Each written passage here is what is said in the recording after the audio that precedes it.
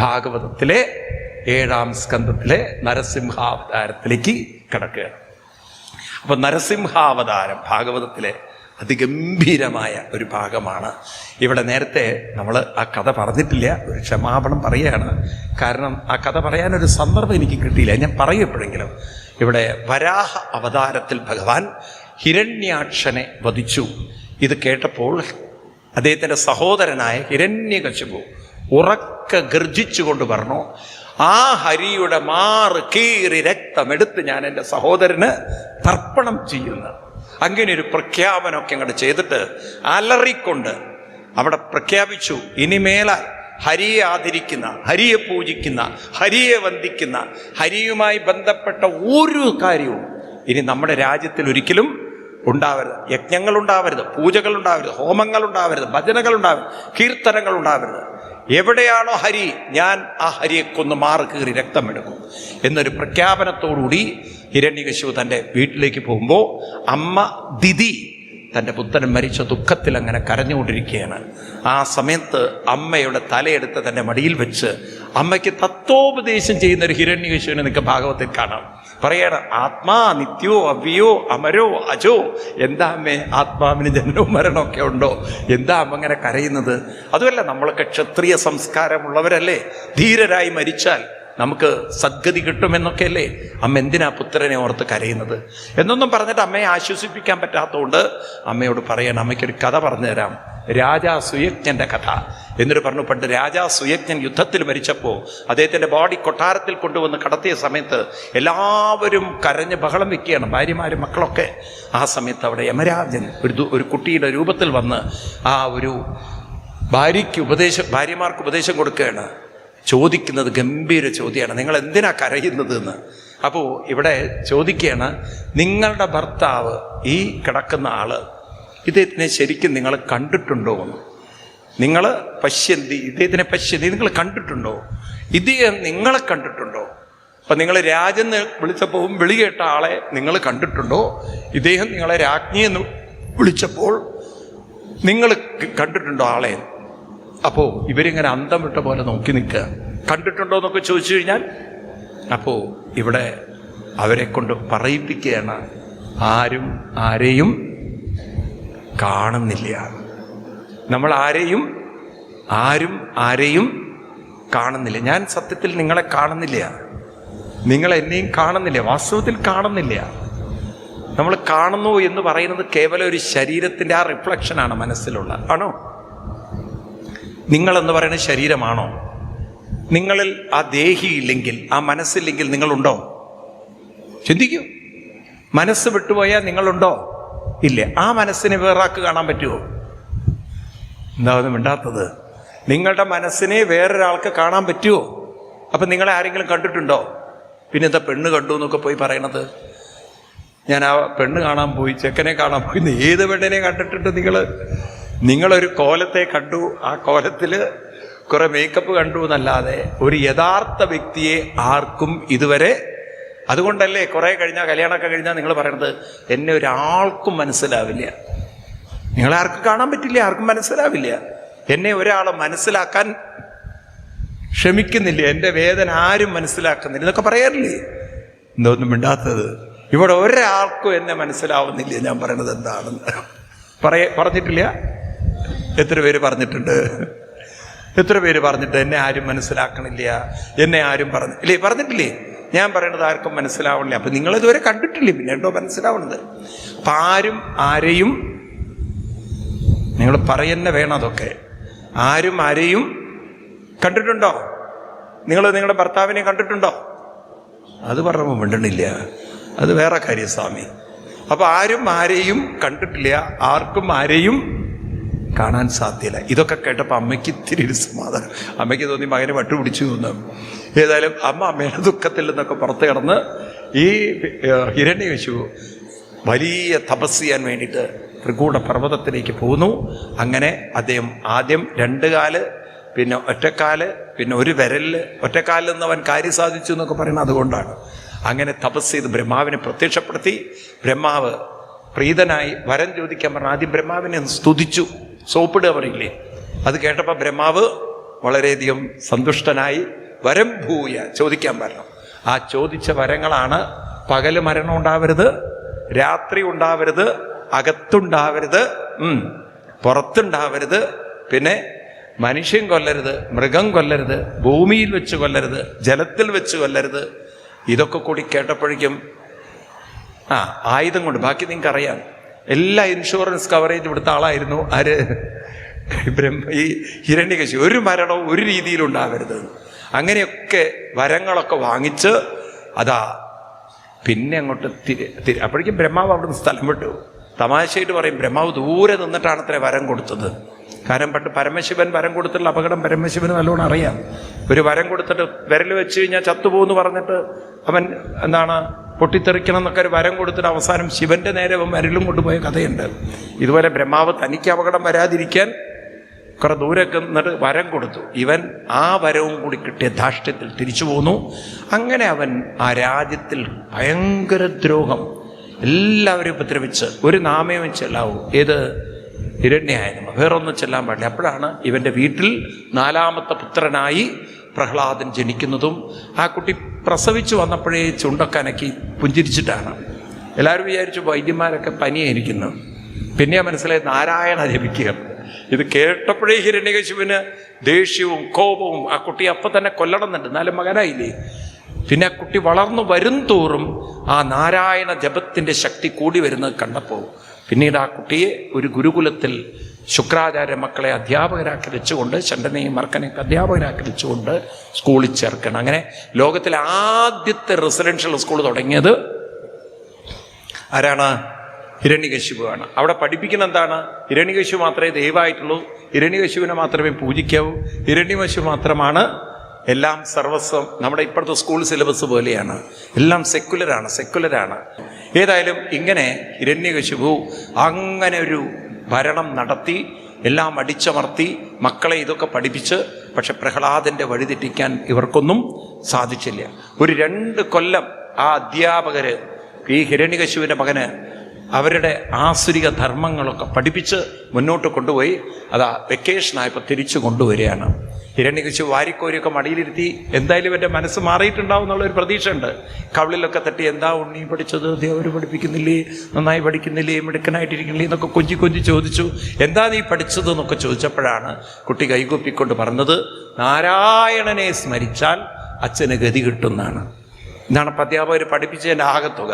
നാരായണൻ എന്ന് കേട്ടാൽ തന്നെ മനസ്സിനും ശരീരത്തിനും വിറയൽ വരുന്ന ആളാണ് ആര്? ഹിരണ്യകശിപു. കുട്ടിയെടുത്ത ഒരൊറ്റ ഏറാണ്. പിന്നെ കുറെ അടി വാളൊക്കെ വലിച്ചു ഓങ്ങി അധ്യാപകരുടെ മുന്നിൽ പറഞ്ഞ്, ഞാൻ ഇവനെ കൊല്ലും, നിങ്ങളെ ഞാൻ വെട്ടിക്കളയും. ആരാണ് ഈ കുട്ടിക്ക് ഇതൊക്കെ പഠിപ്പിച്ചു കൊടുത്തത്? അപ്പോൾ ഉടനെ അവർ പറഞ്ഞതൊക്കെ ഔട്ട് ഓഫ് സിലബസാണ്, ഞങ്ങളിതൊന്നും പഠിപ്പിച്ചിട്ടില്ല, ഞങ്ങൾ പഠിപ്പിച്ചു കൊടുത്ത വേറെ കാര്യമാണ്. എവിടെ നിന്നാടാ നിനക്ക് കിട്ടിയത്? അപ്പം പറഞ്ഞ എൻ്റെ ഗുരുനാഥൻ പഠിപ്പിച്ചു. കൺഫ്യൂഷനായി, ഇപ്പോൾ ഏതാ ഗുരുനാഥൻ? അപ്പോഴാണ് അധ്യാപകർ പറഞ്ഞത്, ഞങ്ങളില്ലാത്ത സമയത്ത് നാരദര് ട്യൂഷൻ എടുക്കേണ്ടി പോകുന്നുണ്ടെന്ന്. ഈ ട്യൂഷനാണ് ഇവിടെ പ്രശ്നം. അതുകൊണ്ട് മേലാൽ ഇനി നാരദര വഴിക്ക് കയറ്റിപ്പോരുത് എന്നൊക്കെ പറഞ്ഞ് ഭീഷണിയൊക്കെ പെടുത്തി കുട്ടിയെ കൊണ്ട് വീണ്ടും ഇടി ബഹളം കുത്തും ഒക്കെ ആയിട്ട് അങ്ങനെ മുന്നോട്ട് പോയി. വീണ്ടും വർഷങ്ങൾ കഴിഞ്ഞു. ഈ കുട്ടി അടിയിലൊക്കെ നേരെ എന്ന് കരുതി കൊണ്ടുവന്ന് അച്ഛൻ വീണ്ടും മടിയിലിരുത്തി ചോദിക്കുകയാണ്, നീ പഠിച്ചതൊക്കെ എന്തൊക്കെയാണ്? എന്നെക്കുറിച്ചാണോ? എന്നെക്കുറിച്ചൊക്കെ എന്താ പഠിച്ചത്? മനസ്സിലാക്കിയത്? ആസുരിക ധർമ്മത്തെക്കുറിച്ചൊക്കെ എന്താ പഠിച്ചതിൽ വെച്ചത് ഏറ്റവും നിനക്ക് നന്നായി തോന്നിയിട്ടുള്ളത് എന്താണെന്ന് അത് പറഞ്ഞപ്പോഴേക്കും കുട്ടിയതാ നട്ടലൊക്കെ നിവർന്ന് കണ്ണടച്ചു. പഠിച്ചതിൽ ഏറ്റവും ശ്രേഷ്ഠമായ കാര്യമാണ് കുട്ടി പറയാൻ പോകുന്നത്. എന്താണ് മനസ്സിലാക്കിയെന്ന് ചോദിച്ചപ്പോൾ കുട്ടി പറഞ്ഞു, കണ്ണടച്ച് അവിടുന്ന് പറയുന്ന വരികളാണ്: ശ്രവണം കീർത്തനം വിഷ്ണോ, സ്മരണം പാദസേവനം, അർച്ചനം വന്ദനം ദാസ്യം, സഖ്യമാത്മനിവേദനം. ഇതി പുംസാർപ്പിതാ വിഷ്ണോ ഭക്തിശ്ചേ നവലക്ഷണ, ക്രിയതേ ഭഗവദ്ദദ്യ തന്മന്യേ അതീതമുത്തമം. 7-ാം സ്കന്ധം 5-ാം അധ്യായത്തിൽ 24-ാം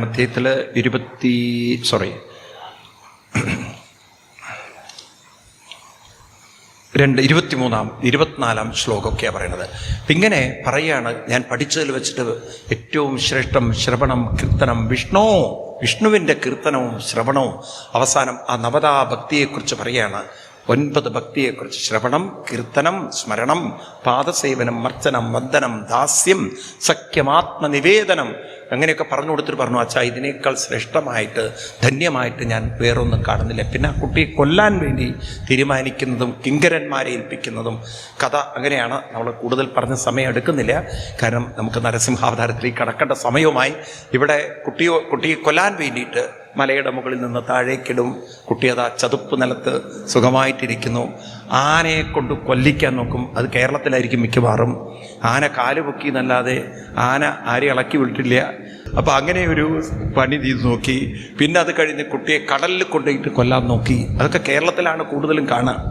ഈ രീതിയിലൊക്കെ കുട്ടിയെ കൊല്ലാൻ പല വിധത്തിലുള്ള ഉപായങ്ങളൊക്കെ നോക്കിയിട്ടും ഒരു തരത്തിലും കുട്ടിയെ കൊല്ലാൻ സാധിച്ചില്ല. കൊണ്ടുവന്നു കിങ്കരന്മാർ പേടിച്ച് ഭയന്ന്, ഞങ്ങൾ എന്തോ ഒരു ശക്തി കുട്ടിയെ രക്ഷിക്കേണ്ടത്, ഞങ്ങൾക്ക് അപകടം വരും, അതുകൊണ്ട് ഞങ്ങൾ ഉപദ്രവിക്കരുത് അങ്ങ്. ഇത് കേട്ടപ്പം വാള് വലിച്ചോങ്ങി കുട്ടിയെ വെട്ടാൻ തയ്യാറായി നിൽക്കുന്ന ആ ഹിരണ്യകശിപുവിനോട് പറഞ്ഞു, ലാസ്റ്റ് ചാൻസ്, ഒരു അറ്റംപ്റ്റ് കൂടെ ഞങ്ങൾ നടത്താം. കുട്ടിയെ കൊണ്ടുപോയി. അങ്ങനെ വീണ്ടും ആ ഗുരുകുലത്തിൽ അടിയിട്ടി കൂത്ത് തൊഴി എല്ലാ മാരകം അക്രമങ്ങളൊക്കെ ചെയ്ത് കുട്ടിയുടെ മനസ്സിനെ മാറ്റിയെടുക്കാൻ നോക്കുന്നു. ഒരു ദിവസം അധ്യാപകർ പുറത്തു പോയപ്പോൾ കുട്ടി തൻ്റെ മുന്നിലുള്ള അസുരക്കുട്ടികളോട് പറയാണ്, ഇത്രയും പീഡനങ്ങൾ ഒരു കുട്ടിക്കുണ്ടെങ്കിൽ എന്നോ ആത്മഹത്യ ചെയ്തിട്ടുണ്ടാവും, അല്ലെങ്കിൽ എന്നോ അവിടം വിട്ട് പോയിട്ടുണ്ടാവും. എന്നെ ഇവർക്ക് തളർത്താൻ പറ്റാത്തതിൻ്റെ കാര്യം, ഇവർക്കെൻ്റെ ശരീരം മാത്രമേ ഉപദ്രവിക്കാൻ പറ്റുള്ളൂ, എൻ്റെ മനസ്സിനെ തളർത്താൻ പറ്റാത്തതിന് കാരണം 6ഉം 7ഉം അധ്യായം ഈ പ്രഹ്ലാദ കഥയുടെ അതിൻ്റെ ഏറ്റവും എസൻസാണ്. ഈ 2 അധ്യായങ്ങളിലാണ് പ്രഹ്ലാദൻ്റെ മഹത്വം നമുക്ക് മനസ്സിലാവുക. 6ഉം 7ഉം എന്ന് പറയുന്നത് ഇതിൻ്റെ നക്ഷലാണ്, ഇതിൻ്റെ രസമാണ്, ഇതിൻ്റെ തത്വമാണ്. കുട്ടി പറയണ കൗമാര ആചരേ പ്രാജ്ഞാ ധർമ്മം ഭാഗവതാനിക. കുട്ടികളെ കുട്ടിക്കാലത്ത് തന്നെ നമ്മൾ ജപവും സാധനയൊക്കെ പരിശീലിച്ചെടുത്ത് നമ്മുടെ മനസ്സിനെ നമ്മൾ ഒരു നാമജപത്തിലേക്കൊക്കെ കൊണ്ടുപോകുമ്പോൾ നമ്മളിൽ അക്യുമുലേറ്റ് ചെയ്യുന്ന ഒരു മെൻ്റൽ പവറുണ്ട്. വേണ്ടാത്ത ചിന്ത തരുന്ന ഒരു ദൗർബല്യമുണ്ടെങ്കിൽ നാമം തരുന്നൊരു ശക്തി നമ്മളിലുണ്ട്. ആ ശക്തി എവിടുന്ന് കിട്ടിയത്? നമ്മുടെയല്ല ശക്തി, അത് ഉള്ളിൽ തന്നെയുള്ള അനന്തബോധത്തിൻ്റെ ശക്തി മനസ്സിലേക്ക് കിട്ടുകയാണ്. കാരണം നിങ്ങൾ ശ്രദ്ധിക്കൂ, നിങ്ങൾ എന്നാലേ നിങ്ങൾക്കത് മനസ്സിലാവുള്ളേ. Nothing can be created, nothing can be destroyed. This is the fundamental truth of science. ഇതിനപ്പുറം ഒരു സയൻസ് ഇല്ല. ഉണ്ടോ? അപ്പോൾ ഒരാളുടെ ഉള്ളിൽ വേണ്ടുന്ന സ്ട്രെങ്ത് ഒക്കെ ആ വ്യക്തിയിൽ ഓൾറെഡി കൂടെ വന്നില്ലേ നിങ്ങൾ? നത്തിങ് ക്യാൻ ബി ക്രിയേറ്റഡ് എന്ന് പറഞ്ഞാൽ നിങ്ങൾ ക്രിയേറ്റ് ചെയ്യേണ്ട കാര്യമില്ല. ഇറ്റ് ഈസ് പൊട്ടൻഷ്യലി ഡോർമെൻ്റ് ആണ്, potentially there, it is already there. പിന്നെ ഇതെങ്ങനെ നമുക്ക് നഷ്ടപ്പെട്ടു പോയത്? നോക്കൂ നിങ്ങൾ, അന്തരീക്ഷം എന്ന് പറയുന്നത്, ഈ അന്തരീക്ഷത്തിൽ നിങ്ങൾ നോക്കുക, സൂര്യൻ ഉദിച്ചുയരുമ്പോൾ ആ പ്രകാശത്തിന് അങ്ങോട്ട് അന്തരീക്ഷത്തിലേക്ക് കംപ്ലീറ്റ് സ്പ്രെഡ് ചെയ്ത് പെനട്രേറ്റ് ചെയ്ത് അന്തരീക്ഷത്തെ മുഴുവൻ പ്രകാശമയമാക്കാനുള്ള കഴിവുണ്ട്. ഉണ്ടോ? ഈ വെളിച്ചം ഈ സ്റ്റേജിലേക്ക് വരുന്നു, ഇവിടുത്തെ ആ അന്തരീക്ഷത്തിലേക്ക് ഇത് പെനട്രേറ്റ് ചെയ്ത് മുഴുവൻ പ്രകാശമാക്കുന്നു. ഉണ്ടോ? ഇത് നിങ്ങൾ കാണുന്നു. എന്നാൽ ലൈറ്റ് ഓഫ് ചെയ്ത് കഴിഞ്ഞാൽ എന്താ ഒന്നും മിണ്ടാത്തത് നിങ്ങൾ? ലൈറ്റ് ഓഫ് ചെയ്ത് കഴിഞ്ഞാൽ പിന്നെന്താണ്? ഇരുട്ടാണ്. ഇതുപോലെ നമ്മുടെ മനസ്സിൽ നല്ല ചിന്തകൾ പെനട്രേറ്റ് ചെയ്താൽ നമ്മുടെ ഉള്ളിലുള്ള ബോധശക്തി, അതിൻ്റെ ആ ശക്തി നമ്മുടെ മനസ്സ് മുഴുവൻ വ്യാപിക്കുമ്പോൾ മെൻ്റൽ പവർ, എന്താ ഒന്നും മിണ്ടാത്തത് നിങ്ങൾ, കൂടും. അതിനാണ് നാമം ജപിപ്പിക്കേണ്ടത്. അതിന് പകരം വേണ്ടാത്ത ചിന്തകളായി കഴിഞ്ഞാൽ, ഇരുട്ടായി കഴിഞ്ഞാൽ, മനസ്സ് ക്രമേണ ദുർബലമായി കഴിഞ്ഞാൽ അപ്പോൾ ഒരാൾ തളരണം, ഒരാൾ ദുഃഖിക്കണം. അത് ദൈവത്തോട് പ്രാർത്ഥിച്ചിട്ട് ദൈവം ശക്തി തരണോ, ജപിച്ച് ഈ ഇരുട്ടിനെ മാറ്റണമോ? ഏതാണ് വേണ്ടത് ശരിക്കും? കാരണം ഒന്നും ഒരാൾക്കും തരാൻ പറ്റില്ല. കാരണം ഉള്ളതെല്ലാം എന്നും ഇവിടെ ഉള്ളതാണ്. അതുകൊണ്ടാണ് ആർക്കൊന്നും തരാൻ പറ്റില്ല. അതല്ലേ science. Nothing can created, nothing can destroy എന്ന് പറഞ്ഞു കഴിഞ്ഞാൽ you cannot get it from anywhere. It is there, already there. നമ്മൾ അതിനെ എന്ത് ചെയ്യണം? ഡെവലപ്പ് ചെയ്യണം. ഉള്ളിലുണ്ട്, പക്ഷെ അതിനെ പുറത്തേക്ക് എടുക്കണം. ഈ രാമകൃഷ്ണ പരമഹംസർ പറയുന്ന ഒരു ഉഗ്രൻ ഉദാഹരണമാണ്. ഈ മണ്ണിൽ വെള്ളമുണ്ട്, പക്ഷെ അതിനെ ഉപയോഗിക്കണമെങ്കിൽ, ഒരു കിണറാക്കി മാറ്റണമെങ്കിൽ അവിടെയുള്ള മണ്ണും കല്ലും ഉറക്കെ പറയൂ നിങ്ങൾ എടുത്തു മാറ്റണം. അപ്പം നോക്കൂ, നിങ്ങളൊക്കെ സ്വർണ്ണാഭരണങ്ങളൊക്കെ ധരിച്ചവർ, അത് കുറേ കാലം നമ്മുടെ ദേഹത്ത് ധരിക്കുമ്പോൾ ചളിയൊക്കെ പിടിച്ച് മങ്ങലേൽക്കും. ഉണ്ടോ? അതിനെ കുറച്ച് ഒന്ന് നമ്മൾ ആസിഡിലിട്ട് കഴുകി അല്ലെങ്കിൽ ഒരു ഭസ്മൊക്കെ എടുത്ത് ഉരച്ചു കഴിഞ്ഞാൽ അത് വീണ്ടും പൂർവാധികം ശോഭ. നമ്മൾ വിളക്കൊക്കെ അങ്ങനെയല്ലേ ചെയ്യുന്നത്? ആണോ? അപ്പം അതിൻ്റെ ശോഭ നിങ്ങൾ അതിന് കൊടുക്കണം. ഈ ആസിഡിൽ നിന്ന് കൊടുക്കുകയാണോ? അത് ഓൾറെഡി ഉള്ളതാണോ? കൂടെ വന്നില്ല. ആ ഒരു ശോഭ അതിൽ നേരത്തെ ഉള്ളതാണോ? അതിന് കൊടുക്കുന്നതാണോ? അപ്പം എന്താ ചെയ്തത് നമ്മൾ? ആ ശോഭയെ കെടുത്തുന്ന അതിൽ അഴുക്കൊക്കെ പിടിച്ചുകൂടിയതിനെ നമ്മൾ ഇതുപോലെ തന്നെയാണ് നാമജപത്തിലൂടെ മനസ്സിലുള്ള ദൗർബലതകളൊക്കെ മായുമ്പോൾ ആ നാമശക്തി കൊണ്ട് മനസ്സിൻ്റെ പോസിറ്റീവ് ഗുണങ്ങൾ കൂടുന്നു. അതിനാണ് നാമജപം. കുട്ടി പറയാണ്, കൗമാര ആചരി പ്രാജ്ഞാധർമാൻ ഭാഗവതാനിക ദുർലഭം മാനുഷൻ ജന്മ യഥദ്രുവമർത്തതം. രണ്ടാമത്തെ വരി പറയാണ്, യഥാഹി പുരുഷസ്യേഹ വിഷ്ണോപാദോപസർപ്പണം. ദിസ് ഇസ് പോസിബിൾ എന്നാണ്. എങ്ങനെയാണ് വിഷ്ണോപാദോപസർപ്പണം? നിരന്തരമായൊരു ഉപാസന, നിരന്തരമായൊരു അനുഷ്ഠാനം. അതിനാണ് വിഷ്ണു സഹസ്രനാമം. അതിലൂടെ നമ്മുടെ മനസ്സിനെ ഭഗവാന്റെ ആ ഒരു ശക്തിയിലേക്ക് നമുക്ക് സമർപ്പണം. വിഷ്ണോപാദോപസർപ്പണം. അപ്പോൾ എവിടെയാണ് ആ വിഷ്ണു ഇരിക്കുന്നത്? പുറത്തേക്ക് നോക്കണ്ട. യഥേഷ സർവഭൂതാനാം പ്രിയ ആത്മ ഈശ്വര സുഹൃത്ത് എന്നാണ്. ഈ വാക്ക് നിങ്ങൾ എപ്പോഴും ഓർത്തോണം. പ്രിയ പറഞ്ഞോളൂ. ആത്മ ഈശ്വര സുഹൃത്ത്. പ്രിയ ആത്മ ഈശ്വര. ഈ വാക്ക് ഇടയ്ക്കിടയ്ക്ക് ഓർത്ത് പറയുക. ആത്മ ഈശ്വര. ആത്മാവ് തന്നെയാണ് ഈശ്വരൻ എന്ന് കുട്ടി പറഞ്ഞു കൊടുക്കണം. 7-ാം സ്കന്ധം 6-ാം അധ്യായം 2-ാം ശ്ലോകം. ആത്മാവ് തന്നെയാണ് കുട്ടികളെ ഈശ്വരൻ. ഇതൊരു നിമിഷം പോലും മറന്നു പോരുത്. ഒന്നും പുറത്തല്ല ഇരിക്കുന്നത്, എല്ലാം ഉള്ളിൽ തന്നെയാണ്. കുട്ടികളെ ഓർമ്മിപ്പിക്കുകയാണ്. ഇതെല്ലാം കേട്ട് കുട്ടികൾ അങ്ങോട്ട് ആവേശത്തിലായി. അവരോട് പറഞ്ഞു, ഓരോ ശ്വാസവും ഉള്ളിലേക്ക് പോകുമ്പോൾ അത് നമ്മളല്ല കുട്ടികളെ അഹങ്കാരത്തിൽ വിചാരിക്കരുത് നമ്മളാ വലിക്കുന്നതെന്ന്. പുറത്തുള്ള അന്തരീക്ഷത്തിൽ നിന്ന് വായുവിൽ നിന്ന് ഓക്സിജൻ മാത്രം സെപ്പറേറ്റ് ചെയ്യാനുള്ള കഴിവ് നമ്മുടെ ലങ്സിനില്ല. അത് വെറും മാംസമാണ്. അപ്പം അതിനെ സെപ്പറേറ്റ് ചെയ്യാൻ സാധിക്കുന്ന ഒരു അനന്തമായ ബോധശക്തി കുട്ടികളെ, അത് തന്നെയാണ് നാരായണൻ, അത് തന്നെയാണ് ഭഗവാൻ. ഈ ഭഗവാനാണ് നമ്മളെയൊക്കെ കാത്ത്. ഇതൊക്കെ ഭഗവാന് കൊണ്ടു നടക്കാന്നുണ്ടെങ്കിൽ ബാക്കിയുണ്ടോ ഭഗവാന് ബുദ്ധിമുട്ട്? നിങ്ങളുടെ മനസ്സിനെ ആ ഭഗവാനിലേക്ക് സമർപ്പിച്ചാൽ മതി എന്ന് പറഞ്ഞ് പ്രഹ്ലാദൻ പറയുന്നു, യഥാഗ്രഹഗ്രസ്തൈവ കുജിൽ ആക്രന്തതേ ധ്യായതി വന്ദതേ ജനം മുഹുശ്വസൻ ഭക്തി ഹരേ ജഗത്പദേ നാരായണാത്മമതിർകദത്രപാം. അതുകൊണ്ട് കുട്ടികളെ ഉള്ളിലിരിക്കുന്ന നാരായണനിലേക്ക് മനസ്സിനെ അർപ്പിക്കാൻ മറക്കണ്ട.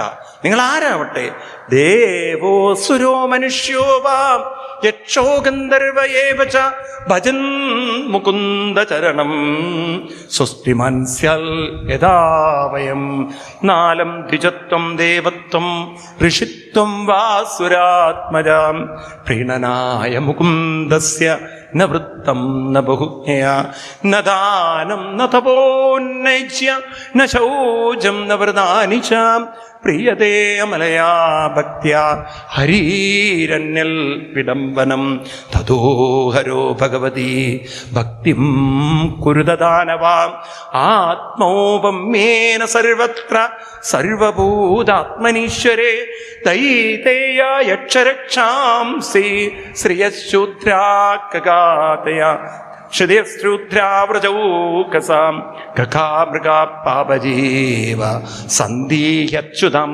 ഗതാ ഏതാവാനേവ ലോകേസ്മിൻ പുംസസ്വാർത്ഥപരസ്മൃത ഏകാന്തഭക്തിർഗോവിന്ദേ യൽ സർവത്ര തദീക്ഷണം. ഏകാന്തഭക്തിർഗോവിന്ദേ, ഭഗവാനിലുള്ള ഭക്തി, അതാണ് കുട്ടികളെ നമ്മുടെ ശക്തിയും കരുത്തും ഊർജവും. തളരരുത്. തളരാനല്ല ജീവിതം. ഭഗവാനിലുള്ള ഭക്തി കൊണ്ട് നമുക്ക് ഏത് പ്രതിസന്ധികളെയും അതാണ് എൻ്റെ കരുത്ത് കുട്ടികളെ. അതുകൊണ്ടാണ് എൻ്റെ അച്ഛനും അധ്യാപകരും എന്നെ തകർക്കാൻ നോക്കിയിട്ടും അവർക്കെന്നെ ഇത് കുട്ടികൾ അങ്ങോട്ട് മനസ്സിലാക്കിയില്ലേ, ഭഗവാന്റെ ശക്തി ഉള്ളിലുണ്ട്, അതുകൊണ്ട് ഞങ്ങൾക്കും ആ ശക്തി കിട്ടും. എല്ലാവരും ഉച്ചത്തിൽ നാമം ചൊല്ലുന്നു. അപ്പോഴാണ് ഹിരണ്യകശിപുവിൻ്റെ അധ്യാപകർ തിരിച്ചു വരുന്നതും അവർ ഈ നാമം ജപിക്കുന്ന കുട്ടികളെ കാണുന്നതും നിർത്തട അലറിക്കൊണ്ട് ഈ കുട്ടിയെ കടന്നു പിടിക്കുന്നതും ഹിരണ്യകശിപുവിൻ്റെ അടുത്ത് കൊണ്ടുവന്നു. ആ ഹിരണ്യകശിപുവിൻ്റെ അടുത്തേക്ക് എറിഞ്ഞ കുട്ടി ആ ഹിരണ്യകശിപു വാളെടുത്ത് ഇങ്ങനെ കൈ വിറച്ചുകൊണ്ട് നിൽക്കുകയാണ്. ഇവൻ കുലാന്തകൻ, ഇവൻ്റെ ആയുസ് പോയവൻ, ഞങ്ങളുടെ ആയുസ് നഷ്ടപ്പെടുത്തുന്നവൻ, ഇനി ഇവൻ ജീവിച്ചു പോകരുത്, ഒരു വംശത്തെ തകർത്ത ചതിയനാണിവൻ, വഞ്ചകനാണിവൻ എന്നൊക്കെ പറഞ്ഞ് കുട്ടിയുടെ ഒരുപാട് ദോഷങ്ങളും കുറ്റങ്ങളും പറഞ്ഞ് ഹിരണ്യകശിപുവിനെ പ്രകോപിച്ചപ്പോഴേക്കും കണ്ണെല്ലാം ചുകന്ന് വാളെല്ലാം വലിച്ചോങ്ങിക്കൊണ്ട് അലറിക്കൊണ്ട് പറഞ്ഞു, എടാ കുലാന്തക, ആയുസ് പോയവനെ, നിന്നെ ഞാൻ വെട്ടി വെട്ടി നുറുക്കുന്ന സമയത്ത് ഏത് ദൈവം വരുവടാ, എവിടെയാടാ നിന്റെ ഈശ്വരൻ എന്നൊക്കെ അറിയപ്പോ അപ്പോഴും അച്ഛൻ്റെ മുന്നിൽ ഒരു നിമിഷം പോലും തളരാതെ കുട്ടി പറയുന്ന വരികളുണ്ട്. ന കേവലം മേ ഭവതശ്ചരാജൻ തദപരം ബലിനം ചാപരേഷം ബ്രഹ്മാദയോ യേന വശം പ്രണീതാം. ഞാൻ വായിക്കുന്നത് ഭാഗവതത്തിലെ 8-ാം അധ്യായത്തിലെ, സപ്തമസ്കന്ധത്തിലെ 8-ാം അധ്യായത്തിലെ ഭാഗമാണ്. എട്ടാം അധ്യായത്തിലെ ശ്ലോകങ്ങളാണ്. കേവലം മേ ഭവതശ്ചരാജൻ സവൈ ബലം ചാ ബലം ബലിനാം ചാപരേഷം പരാവരേമി സ്ഥിരജങ്കമായേ ബ്രഹ്മാദയോ യേന വശം പ്രണീത. കുട്ടികളെ, നമ്മുടെ ഓരോരുത്തരുടെയും ഉള്ളിൽ നിറഞ്ഞു നിൽക്കുന്ന ആ ശക്തി, ഭഗവാന്റെ ശക്തി, അതാണ് കുട്ടികളെ അച്ഛനോട് പറയണം. അതാ ശക്തിയാണ് അച്ഛൻ ദുരുപയോഗം ചെയ്യണം, മറക്കരുത്. അതുകൊണ്ട് അച്ഛനോടൊരു അപേക്ഷയുണ്ട്. ജഹ്യാസുരം ഭാവമിമം ത്വമാത്മന സമം മനോദത്സന സന്ധി വിദ്യുഷ ഹൃദയജിതാത്മന ഉത്പദസ്ഥിതൽ തദ്ധി അനന്തസ്യ മഹൽ സമർപ്പണം.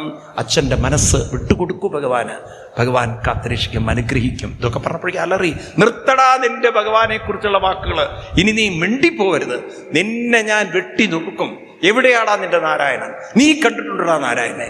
എവിടെ കണ്ടിട്ടുണ്ട് നിന്റെ നാരായണൻ? നിന്നെ വെട്ടി നുറുക്കുമ്പോൾ ഏത് നാരായണൻ വന്ന് രക്ഷിക്കും എന്നൊക്കെ പറഞ്ഞ അലറി കണ്ണൊക്കെ ചുവപ്പിച്ചുകൊണ്ട് മുന്നിൽ നിൽക്കുന്ന തൂണിനെ ചൂണ്ടിക്കാണിച്ചു, നിന്റെ നാരായണൻ ഇവിടെ ഉണ്ടടാ, അങ്ങനെ ഒരു നാരായണൻ ഉണ്ടെങ്കിൽ ഞാനൊന്ന് കാണട്ടെ. ആ കുട്ടി അല്പം പോലും ഭയപ്പെടാതെ ആ തൂണിനെ ചൂണ്ടിക്കാണിച്ചിട്ട് പറഞ്ഞു, അപ്പട്ടയുണ്ട് എന്ന്.